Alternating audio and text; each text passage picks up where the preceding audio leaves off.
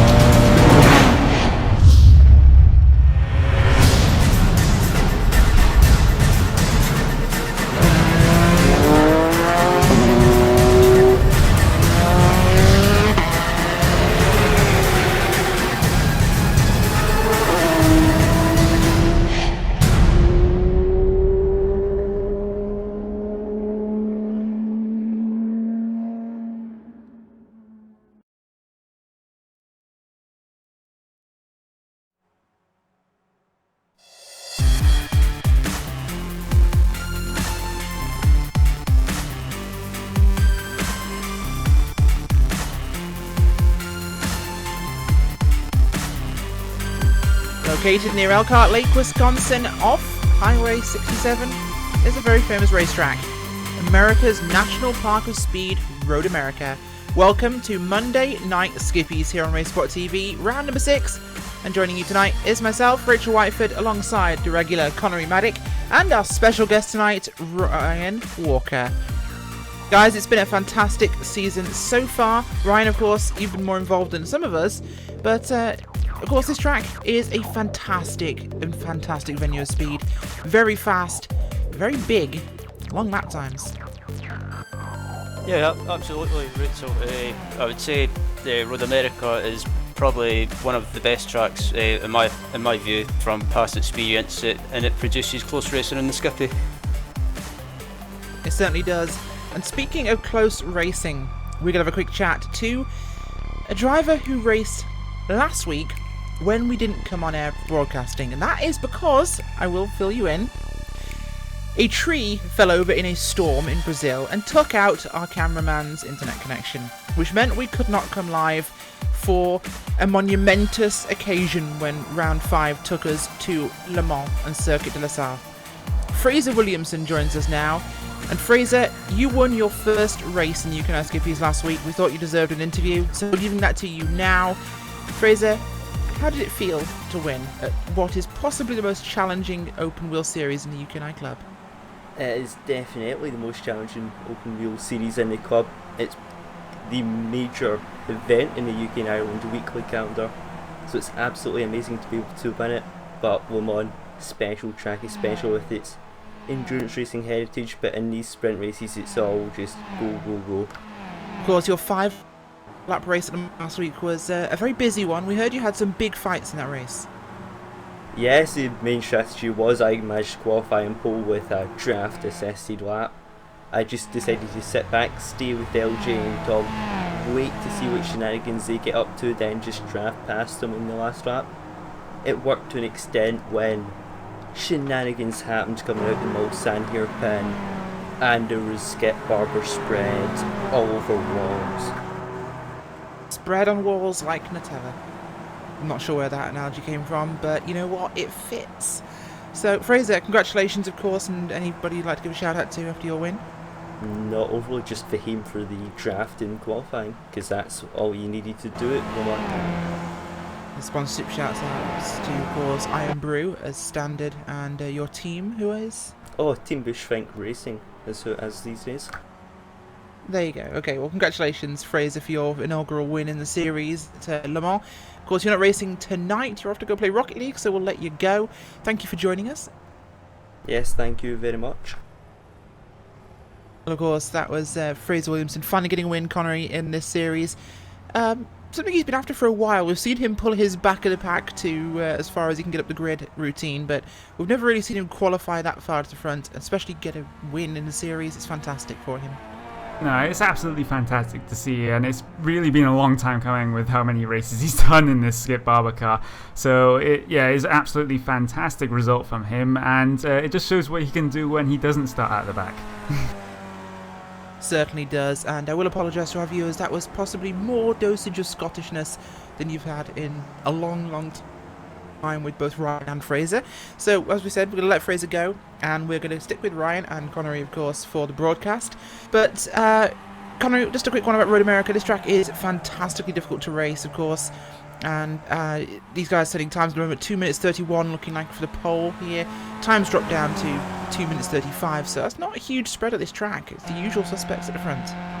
No, it's not really a huge spread. Tom Ward with that provisional pole time right now of 32.31.0, and that is around about a tenth and a half faster than the current second place driver Fahim Antonides. So that is an absolutely emphatic lead that Tom Ward has in the qualifying standings right now. And speaking of an emphatic lead, he also has an emphatic lead in the actual overall point standings as well. Tom Ward does lead that one by 40 points, but the second place in that championship is still completely wide open. Fahim Antonides is only behind LJ Garnett by 1 single point. Of course, very close in the championship points. You can see there on the screen. Things are definitely hotting up, and as well, qualifying will be coming to an end now. So we'll be able to go to your starting grid for tonight's race. On pole for tonight's one is Tom Ward. That provisional did stand a 2:31.035. Fahim Antonides will line up in second. Third place goes to Mick Watson. Alongside him is Stuart Adcock. Third row, Mark Williams, Adrian Bidewell. Row number 4 is Stephen Wareham and Andrew S. Leach, with Piers Cockey and Stuart Mathers rounding out row number 5. Rest of those results will be up your screen for you as Ryan. Road America, the run to turn 1 is short, but the biggest trick on that first lap, that run down to turn 5. Yeah, the run down to turn 5 is basically in my opinion, or from experience, I would say it's just getting through that turn 5 without any damage, or getting through it unharmed. And if you can get through there unharmed and get through the rest of the lap without any issues, then you should be on for a good result. Certainly it should be, although I must apologise to Ryan. I think he's been put off a little bit by Hugo's love of dubstep for our qualifying music. But it's getting ready to go green here tonight. We're on the grid, everyone's lined up. Another huge grid in iRacing terms for the UK&I club. 48 cars have qualified for tonight's one, and 48 cars will take to the grid, we hope. So we'll see what will happen in this one. It's going to be fantastic. We'll keep our eyes on what will come from this, and what can happen at the end. Of course, it will be tonight a 10-lap motor race here at Road America as the clock will wind down. Green flag will show in just a few seconds' time. Weather, well, 75 degrees Fahrenheit, track of 82 degrees, wind southwest 6 miles an hour, humidity is low, about 39%, and it's partly cloudy. So, great racing conditions here at Road America, and the engines will rev to start our 10-lap race. Green flag flies, and Tom Ward gets a great start. Fahim Antonides pulls in behind him as we get a good clean one. Everyone going single file rapidly here at the front of the race as we get this one underway. A bit further back, things are a little bit more spread out as the huge pack roars down that starting straight here at Road America into the sweeping right-hander of turn number 1, and it's too wide back in your pack here. Bill Fraser is in the mix a little bit down the order. That number 30 car there in a big pack of cars as they head down towards what is technically turn number 3 here. The kink is turn number 2 as Bill Fraser gets on a bit side there. I think it was the car of Darrell Taylor who got a bit of a donk from Mr. Fraser. Tom Ward with a great run at the front though. He's pulled that gap as behind him Stuart Adcock has broken through as well. Antonides being passed here by Mick Watson, Connery. Yes, indeed, and this is coming down into turn 5, I believe, right now, and then it's the uphill run into turn 6. It looks like Mick Watson has this position over Fahim Antonides right now as they come down into the braking zone of turn 6, or should I say up into the braking zone. So it is quite an incline for that braking zone. You have to we have a crash. Sorry about this one. We have an incident back in turn number 5, and I think that is Rosie Wild who's had a bit of a moment. That's the number 42 car who, I believe, maybe had some... Oh, no, missed the brakes. Absolutely missed the brakes there. And went straight through the corner. Replay up for you. Nearly taking out Kip Stevens. And I think that might have been one of the Epicuri banana machines. As they went flying across the marbles there. Marbles could have been an issue there, Ryan. Huge amount of marbles down the run to turn 5. So possibly no traction. Yeah, it looks like he just got in the marbles and just lost some grip. When you get on the marbles, there's nothing you can do. You're basically just a passenger. Sorry, I pronounced that driver as Rosie Wild. It is in fact Bosie Wild, but that's a B. So not Rosie, no. Yeah, I need glasses. Tom Ward though with a good run. He's coming up out of Canada Corner now. Towards Bill Mitchell Bend is Tom Ward, followed by Stuart Adcock with Mick Watson ahead of Antonides. Antonides dropped back to 4th place here, Connery. Really lost out in this first lap. He's fallen all the way back there off the podium positions. Behind him, though, it is very, very packed here. We've got a good group being led from the front by, I believe that is the car of Stuart Mather. He's in there. No, it's 39 Ben Daniels, a Union flag car. And we as they go 3 wide across the start line. There we go, 3 wide across the start finish line right here, and maybe it may even be a 4 wide but by the time we get to the end, but I don't think there's going to be enough track width for that to happen as they go 2 by 2 coming down into in 1 right here. Tim Adcock getting a relatively big slide through there but manages to handle it as they still go 2 by 2 down through the non-existent turn 2 into turn 3. John Sully and Robert Plumley still going at it side by side on off the exit of 3. It's going to be a drag race right down this back straight. Contact behind. There was a bit of a concertina there with Bill Fraser along with Ben Daniels and I believe one of the banana cars. Yeah, big incident after the fact as well. That was involving Ben Daniels. There was a car off the track to the driver's right hand side. That was Tim Adcock.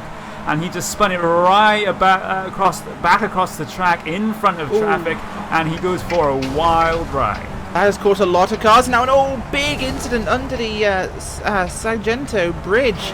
That was a huge incident there as Tim Adcock got off the racetrack, rejoins without being able to really control his car. Big contact in the narrowest part of that straight, huge pack of cars coming and multiple contacts. That was disastrous. Huge incident there in Skip Barber Racing here on lap number 2 of the race as we go back live. Absolute insanity, Ryan.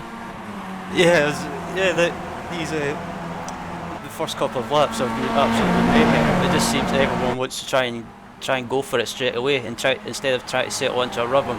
But yeah, as I say, Road America is just one of those tracks that where if it gets all bunched up, you just get a concertina effect and mayhem just ensues.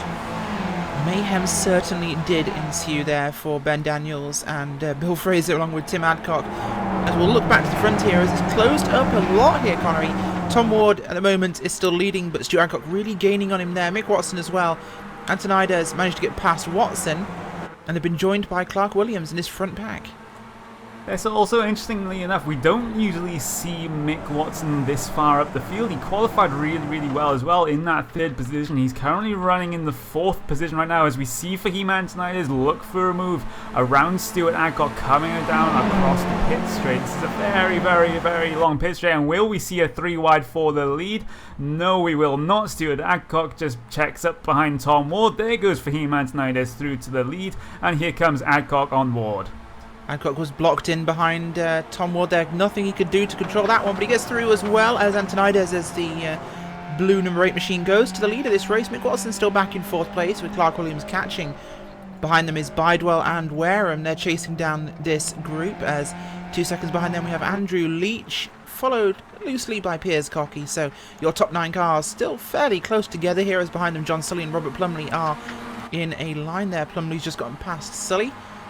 So we'll obviously keep our eyes on that one as it goes 3 wide for the lead of the race as Adcock And Ward and Antonides are now 3 wide. They just dropped out of that order as Adcock will take the lead of the motor race. Yes, and I think you'll see this lead chopping and changing throughout the race because you have two very, very drafty sections on this track, the pit straight and the back straight just coming out of turn 3, so expect a lot of challenges for the lead, at least amongst your podium runners. But look behind though, Mick Watson is still there, so is Clark Williams, and I've said this multiple times before, Clark Williams is just one of those drivers that just prefers to wait and just analyze the situation before making any moves. He tends to do this. He tends to sit just behind this lead pack, just watching and waiting for his opportunity later on in the race, and that's perhaps what Mick Watson is trying to do now he's this far up the field as well. With the amount of racing we're seeing here, Ryan, it's certainly looking like we could have some shenanigans at the front this week, which has been a long time coming, but Adcock and Ward are old-time battle buddies. This one could certainly heat up for us. Yeah, it could heat up at the front, and I have to say I agree with Conor regarding Clark. Clark Williams seems to be, from my experience of having some battles with him in the past, he seems to be one of these drivers that he prefers to not get into a battle straight away. He prefers to sit back and just play the long game and see what happens, and then towards the end, if he takes his chances and pounces. So he does. Of course, we saw a beautiful pass there by Tom Ward to retake the lead of this race. Of course, your pole sitter getting back to the front is onto the grass goes Adcock. He loses some traction and momentum there. This will see him passed by possibly all 3 of these cars as he tries to move up there and get in that line to defend his position as everybody will snail past here. Connery, this is exactly what you see there when you get loose on the grass. Look at the momentum it's cost him. Nearly passed by all 3 cars as Adcock. He's boxed in once again. Antonides goes for the lead and up to 3rd place. Is going to try and move Mick Watson. Yep, there's an absolutely fantastic 5-car fight for the lead of your race right now. Currently, it is Fahim Antonides currently going to lead them down into turn 3. There's battling behind though. There's Stuart Adcock and Mick Watson. Mick Watson's going to be on the outside, but Stuart Adcock will gain that position. But this is one of the main draft sections yet again. The 2 at the front break away a little bit. There's Mick Watson on Stuart Adcock, and for the lead, Tom Ward on Fahim Antonides. So this is where all the draft passing is going to come into effect. And guess what? Clark Williams not getting involved in it. He's just staying behind, just watching and waiting. Yeah, Clark Williams lifting out there, not wanting to get involved as Mick Watson looks at the inside of Stuart Adcock there. Can he hold this position if he holds himself here? He has the inside for turn 6 up here over the crest at the Corvette Bridge. He gets the inside line and move Mick Watson up to 3rd place there. Fantastic run. Now to the hurry downs, and it's Ward from Antonides as this battle has broken up a bit here. 2 cars and then 3 cars. We'll look back in your field, see what we've got going on here action-wise. As we do have some side-by-side here. Stefan Nobis racing there with, I believe, Paul Thurston in the 32 machine. Oh, contact! Big incident as the 2 of them will go off the track. Undoubtedly suspension damage for both those cars as we'll try and get you a replay of that and see what happened. But he comes off the... Oh, Nobis comes off the rumble strips, Connery. And he just comes back into the line that Thurston's on. Contact for both of them. Yeah, I think this is just one of those unfortunate instances because Stefan Nobis did want to get back onto the track as quickly as possible. He has a little bit of paid run off there for a reason, so he's able to run a little bit wide, but he has to come back on at some point, and I'm afraid he took a little bit too much of the track when he came back on right there. Yes, he does, and we just missed a swap for the lead with Antonides passing Tom Ward, and behind them it is side by side for Mick Watson and Stuart Adcock there as Adcock will defend in Bill Mitchell Bend. Clark Williams still trailing this group, not getting involved in this battling, even though he has the opportunity. Watson will stay behind him here as up the front stretch will be the opportunity to Tom Ward. The 09 car is going to have a big draft on Antonides. It's going to be a very safe pass for him, which we're likely going to see reversed as we go, of course, to turn number 5. Tom Ward will move to the front. Antonides almost letting him in line to complete that pass as easily as possible. Of course, they're gaining time by doing this, Ryan. All this draft passing isn't slowing them down. When they're doing this on the straights, of course, they gain speed with the draft, and of course that means they can break the gap between themselves and the rest of the pack. Yeah, I think what Tom and Fahim are doing at the moment is basically they're working together on the straights. So basically on one straight, Fahim could pass Tom, and then on another straight, Tom could pass Fahim again. and they're helping each other pull away from the pack behind them, which I think is a really good strategy. It certainly is. I'll have a quick look back here. It's Stephen Wareham, Andrew Leach and Piers Cockey racing down for what is 7th, 8th and 9th position there as Wareham drops back in line, lets Bidewell through on him, I believe that is. Everything going smoothly for that trio of cars, of course. English. It's a language I have. I probably should use it at some point. I think we had this problem before. It's a quartet, Rachel. Quartet, we did. I don't English very well. I apologise, but the quartet of cars racing very cleanly here, as I seem even more and more like an idiot as every day goes by. Tom Ward and Antonides at the front. Antonides back to the lead as we expected here, Ryan. These two just passing each other constantly, as we mentioned. We talk about that being the speed thing for them. They've brought the gap up now to about 2.5 seconds here, and it doesn't seem to be really reducing. It doesn't seem to be reducing, but it doesn't seem to be increasing either. It's just steadily staying at the same. It's steadily staying at 2 to 3 seconds. And I think if Fahim and Tom can keep working together and keep that gap, then I don't think anyone else behind them will catch them. Certainly not. We'll have a quick look back behind this lead group as Wareham's managed to get past Bidewell on the run to Canada Corner, but Bidewell's going to look to the outside here for Billy Mitchell Bend. He'll look, but he'll back out again immediately. Stephen Wareham will hold on to that position, which is now 6th place. We'll see what happens with this group here, this quartet, Connery, as they'll come out to the final corner here, running up towards that start-finish line. A huge hill here. Does anyone have an advantage? Just looking like Andrew Leach and Piers Cockey might have an option here. Yeah, especially Leach as he has a double draft. But look behind him though, that is Piers Cockey. He's going to get like a triple draft coming down the straight right now, but he seems to have backed out of that one, just preferring to just sit behind. Here comes Adrian Bidewell on Stephen Wareham. There's Stephen Wareham going to defend the inside and just lets Adrian Bidewell through. These guys are trying to catch the trio ahead of them, I suspect, because that was way too easy for Adrian Bidewell to get through on Stephen Wareham right there. So Stephen Wareham just letting him pass, shall we say, right there as they come through turn 3. And here is the other drafting zone. And will we see any changes for position right here? I don't think we will, but we will have to wait and see, as there's more passing for the lead right now. That is just Fahim Antonides and Tom Ward just draft passing each other, trying to break away. But we're going to stick with this fight between Adrian Bidewell, Stephen Wareham, Andreas Leach and Piers Cockey, as again there's Stephen Wareham through on Adrian Bidewell this time. So these guys are definitely working together to try and catch the pack up front. They certainly are, and it's going to be working for them. As the time has come down, it was about 7 seconds, Ryan. It's down to about 5. So what we're seeing actually is a gap with the draft passing everyone's doing. Ward and Antonides pulled a gap initially, but they are losing that gap. Now it's down to 10th. And for the group chasing after that 3rd, 4th and 5th place car, they've come down 2 seconds. So 3 cars better than 2, 4 cars better than 3. Yeah, I think what they're trying to do is they're trying to do the same plan as similar to what Tom and Fahim are doing. They're trying to work together to try and catch them. But I think they might have left it too late possibly, but you never know. Fahim and Tom could run into each other towards the end of the race, and the other guys behind could be there to pick up the pieces. They certainly could, as we'll keep our eyes on what is developing in that group, as Clark Williams and Mick Watson side by side there running towards Canada Corner. Clark Williams looked like he was actually going to try and get involved, and he has done. He's actually passed Mick Watson now, moved Clark Williams up to 4th place, as that green and black machine finally on the move here. We've not seen him pull all race long, but of course lap 6 here on to lap 7 of 10. Now is the time to start moving forwards if you want to make a position. And he's doing just that. Next spot will be Stuart Adcock in a podium position potentially for Clark Williams, but he has some very tough competition that's coming back on him. Will be Mick Watson going to pull to the inside. Easy draft pass here for Watson, and if Williams lets him back in line, we'll see if they're actually using this to gain that advantage back. They've lost another 10th to Warden and Antonides, but it's still not going to be enough for them. 2.5 seconds, the gap about.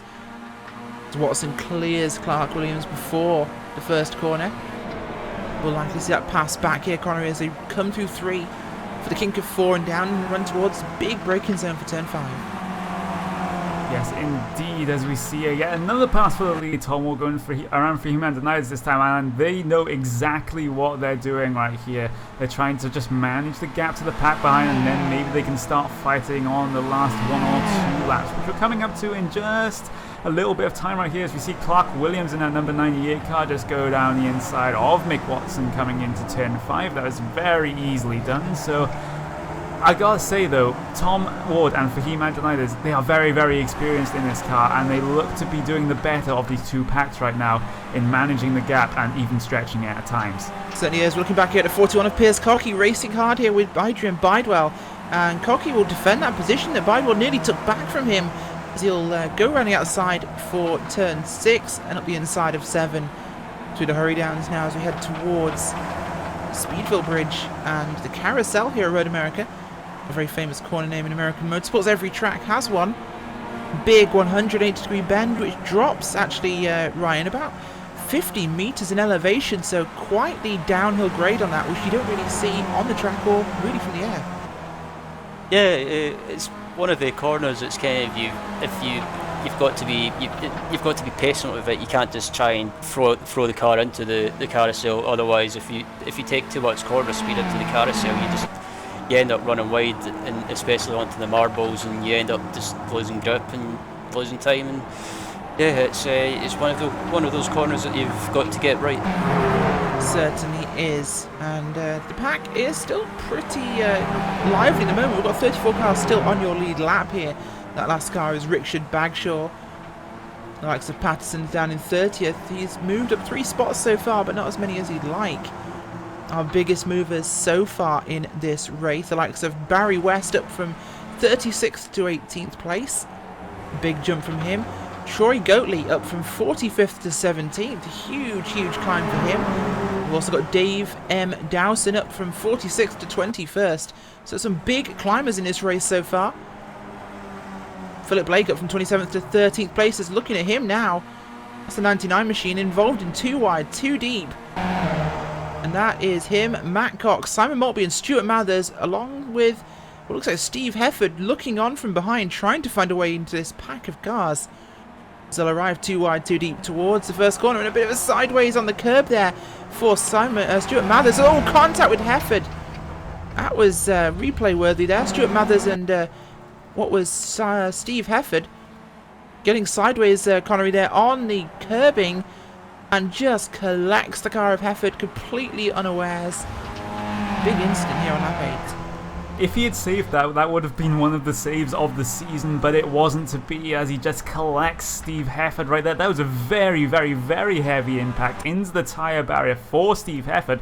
Basically, all 4 wheels were off the ground when he hit that tyre barrier, so a lot of energy in that impact, and that spells the end of his race, unfortunately. But there's still that battle going on Connery, between Philip we Blake have and had an incident Matt with what was the 4th place runner of Mick Watson. And this was a run down towards turn 5. We're going to try and get a replay for you. And this was contact with Stu Adcock.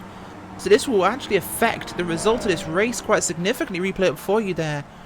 And Adcock moves out to try and go round the car of Clark Williams and just taps Mick Watson off the racetrack. Watson hard into the Armco barrier on that run down to 5 on the left-hand side.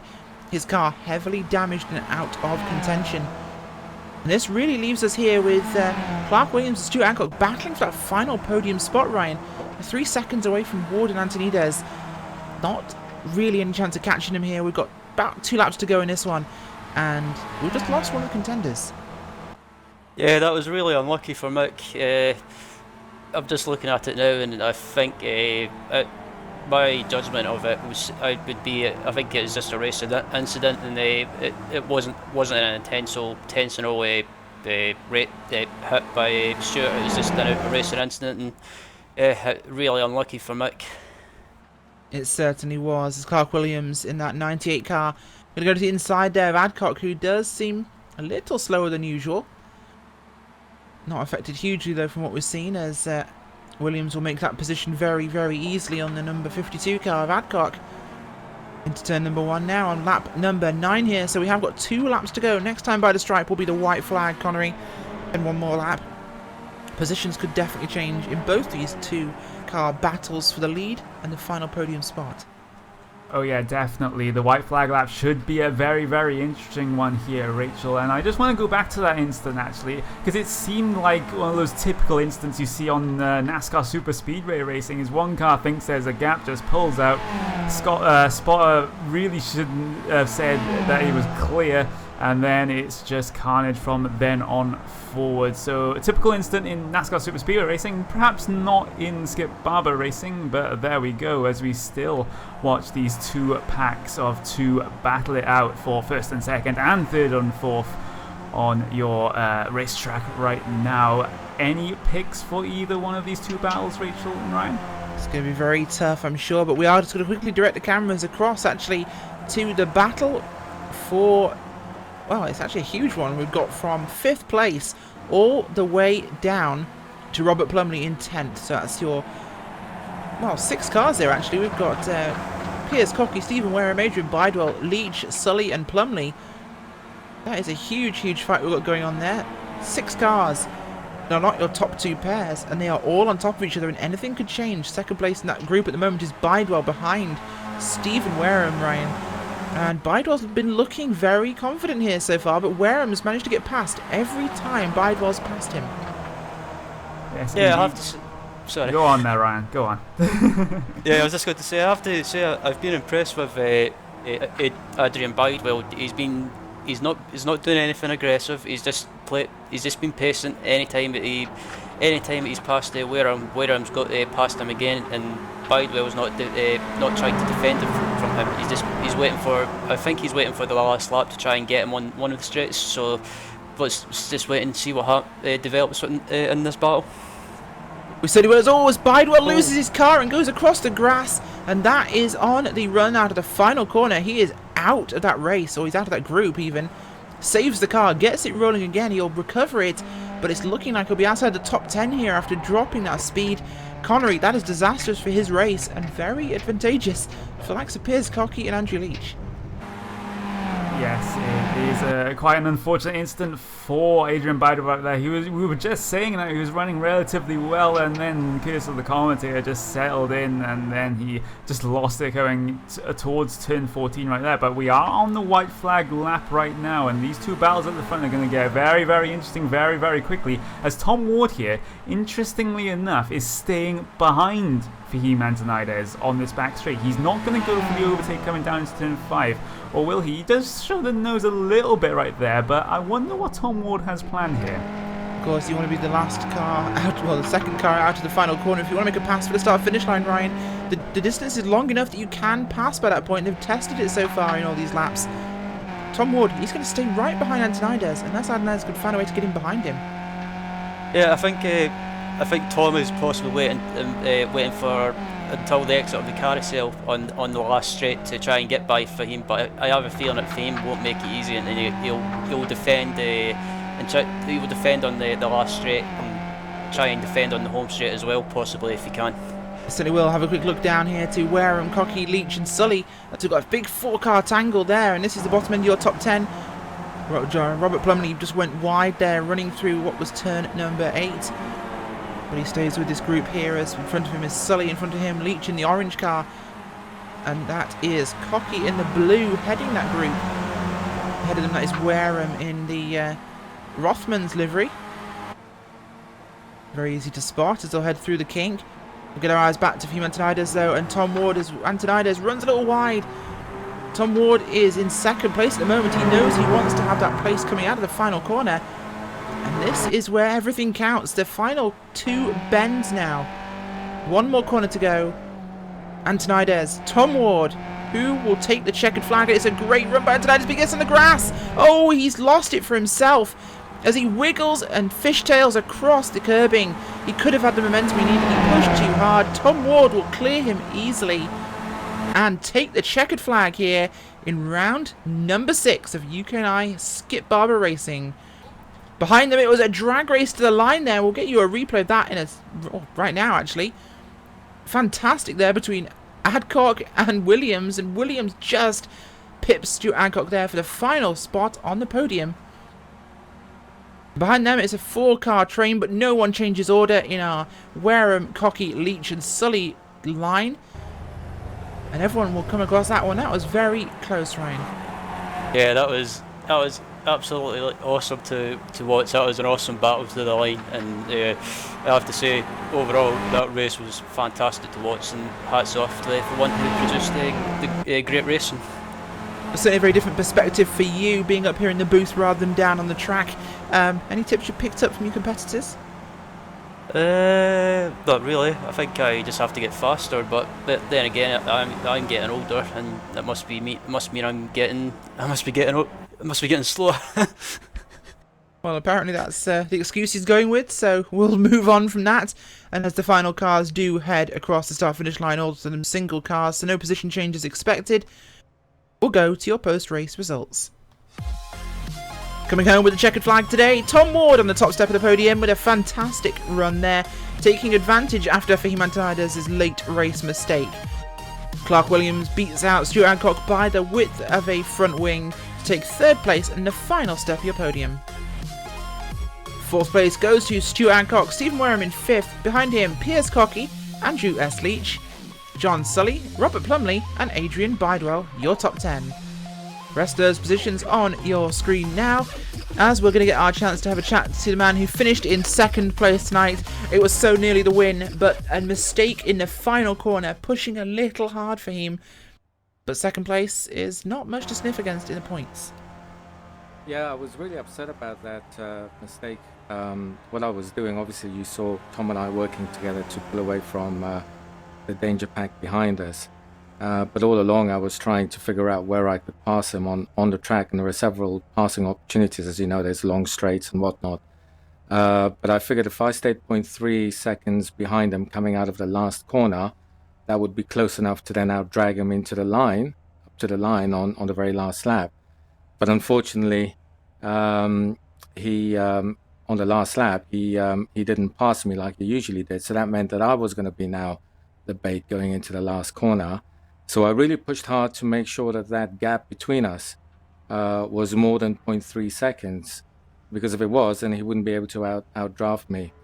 And I managed to get it a little bit longer than 0.3, but in my excitement, I just went slightly on the grass, and that killed all the momentum, and it was game over. So almost worked, but it didn't. An unfortunate end to that one, and a gamble taken, and well, you fail 100% of opportunities you don't take, so you had a go, which was applaudable regardless. And I have a question for you, Fahim, and please answer this one in the spirit it's intended.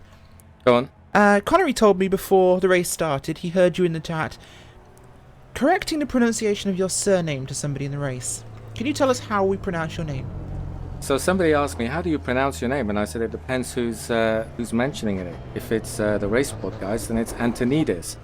But if it's, I can't remember who your guest American commentator is, but I like the way he says it. It's Antonides. He skips the T altogether. But the way you pronounce it, they miss a lot of letters in the English language. It's not their fault. The way you actually pronounce it is Antoniades. But like I said in the during the practice session, Antoniades is my real name, but my YiRacing name is Antonides, and I want it to stay like that. So you wanted to call you your real name of Antoniades or Antonides? No. Why break tradition? I'm Antonides. As far as YiRacing goes, I'm Antonides. See, I only asked this because you could have told me at some point in the last 3 years I've been commentating on this series that I was mispronouncing your name. But we'll stick to tradition then, if that's what you wish. Thank you for joining us, Fahim Antonides/Antonides. And, well, congratulations. No, thank you very much. Take care. Bye. We're joined again by Paul Thurston, who has had a bit of a tough one tonight. Paul unfortunately finished 31st, one lap down after a contact earlier on in the race. Paul, not a great one again. Well, I don't think Paul's actually here, so whilst we wait for Paul to come back, Ryan, give us your impressions for your first time in the booth. I have to say that was really good fun. I enjoyed that, and I'm looking forward to doing more commentating in the future, and thanks to you guys from RaceSpot TV for having me in the booth. You are more than welcome, and it's been fantastic having you. Connery, your final thoughts on the race? That was just your typical Monday night Skippys race, I think. It was just full of action, full of passes. What we've come to expect from the series for the past, so many years that we've been broadcasting it now. And it is going to be on our primetime slot for Monday nights for years to come. Hopefully it is indeed. And we'll just have a quick check. Have we actually got Paul Thurston with us now? I think so. We do. Paul, not the race you wanted to have happen, of course. Incident in the middle of the race cost you a lap and you finished in 31st. Another not ideal race for you. No, not great. Well, it was two, actually. I mean, there was one earlier on at turn 2, and I was on the inside of that, and so there was an accident outside, and they knocked me off. But that didn't seem to affect the car too much, bent rear wing. So I was doing all right, and I was Steve Nobes, and I overtook him into the turn, turn whatever, the left-hander. I've lost track of what numbers they are. Is that 6? Yes, it's the third corner, so it's turn 6. And basically, we followed each other through the next two, but I was ahead up the next one, so he was still on the outside, so I gave him car's width, but I don't know, something happened, and he hit my rear right. He's blaming me, I'm blaming him, it's one of them, so it's probably a racing incident. While I'm here, can I make a quick call out to all the UK&I boys that we are having the Home International Championship on Saturday evening at between 7 and 9. Go to the forums or the Facebook page and register for your country or region and have some fun with some Armageddon on Saturday night. Certainly can. So tell everybody from UK&I Club, head to the forums, check out Paul's thread, of course, Paul Thurston, your club captain, and find out about the Home International Championship between, of course, the countries that do make up Club UK&I. Not all of them in the UK, let's not forget. England, Ireland, Republic of, Scotland, Wales, and Northern Ireland. So turn up if you're in those clubs, of course you are if you're listening to, most likely, and have some fun in what seems like a demolition derby, Paul. It will be, and of course, Rachel, I had noticed that you haven't registered yet. I have not, but I might, actually. Might? There is no might. There is no might, there is only will. I shall do this. Well, that adds another piece of great news to today's broadcast. The first one being that there's going to be a demolition derby in the Club UK&I on Saturday. Totally down for that. Before we move on to the last two bits of good news, Barry West joins us. And Barry, you had a better race than your teammate Paul. You finished in 15th after 36th, and I don't think the ambulance is for you. No, it was a bit of Armageddon there tonight, I think. Just kept out of trouble. Had a great little battle with Troy Goatley and was it Mark Riddle at the end. Yeah, that was a good little battle. I think Troy was a bit upset that I didn't give him any room, but then again we were racing and he had damage and he wasn't giving me much room. But when he got past, when I got past him, I gave him room and he got back past me. So it was a good little ding dong between the three of us. But, fantastic. Yeah, good race. Absolutely fantastic. Well, thank you for joining us, Barry, and hopefully we'll see you next time out.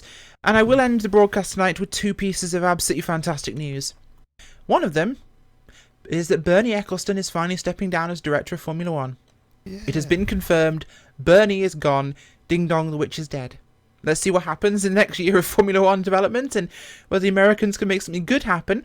And whilst I get off my political soapbox, I'll finish with the best news of the day. Star Wars Episode 8's title has been confirmed. Star Wars The Last Jedi. We'll leave you with that, folks, and we'll see you same time next week.